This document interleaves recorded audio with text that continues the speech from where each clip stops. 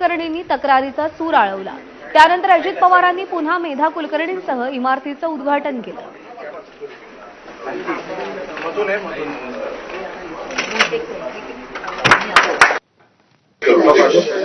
दादा 6:30च्या आधी झालं, 7:30चं टायमिंग होतं, त्याच्या अगोदरच झालं।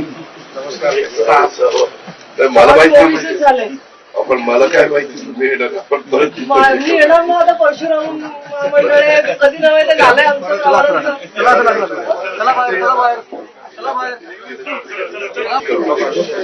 दादा 6:30च्या आधी झालं, 7:30चं टायमिंग होतं, त्याच्या अगोदरच झालं।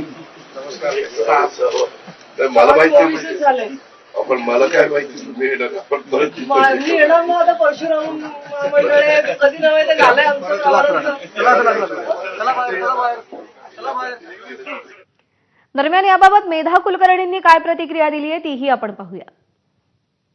परशुराम आर्थिक महामंडळाच्या इमारतीचं आज उद्घाटन उपमुख्यमंत्री अजित पवार यांच्या हस्ते झालं आणि त्याच कार्यक्रमाला खासदार मेधाताई देखील आमंत्रित होते। मात्र दादांनी वेळे अगोदरच या वास्तूचं उद्घाटन केलं आणि ताई वेळेवर पोहोचू शकले नाही आणि त्या ठिकाणी ताईंनी तिथं नाराजगी देखील व्यक्त केली। ते नाराज देखील झाले। दादांना काय म्हणलं तुम्ही जाऊन ताई? वेळेआधी कार्यक्रमाचं उद्घाटन केलं, मी वेळेच्या अगोदर पोहोचले होते, पण त्याच्याही अगोदर उद्घाटन झालं। मी दादांना म्हटलं की दादा 6:30 वाजताची वेळ दिली होती, 6:15 वाजलेले आहेत आणि आधीच उद्घाटन झालं। मग दादा म्हणाले की माहिती नव्हतं तुम्ही येणार आहे, पण असं आहे की ज्यांना ज्यांना निमंत्रण देणार आहे ते सगळेजण अपेक्षितच आहेत, तर ती दिलेली जी वेळ असते त्याच्यापेक्षा त्यांनी लवकर उद्घाटन करू नये ही माझी विनंती राहील त्यांना।